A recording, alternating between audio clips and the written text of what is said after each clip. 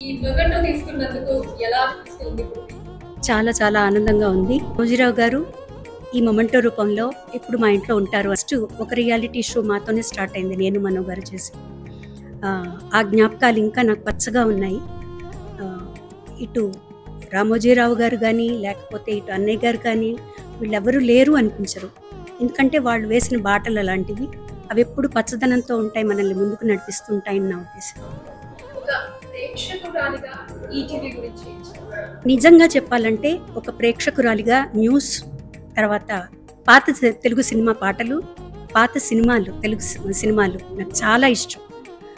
మా బాబు కూడా అప్పుడప్పుడు అంటుంటాడు, అమ్మ ఎక్కడన్నా పిలవాలంటే ఒక పాత సినిమా పెట్టేస్తే ఈటీవీలో వచ్చేస్తుంది. మరింత ముందుకు నడిపించాలి, 50 సంవత్సరాల పండుగ మనం అందరం కలిపి చేసుకోవాలని ఆశ ఎక్కువే కోరుకుంటున్నాను. అంతకంటే ఇంకేం లేదు. నమస్కారం, శుభం.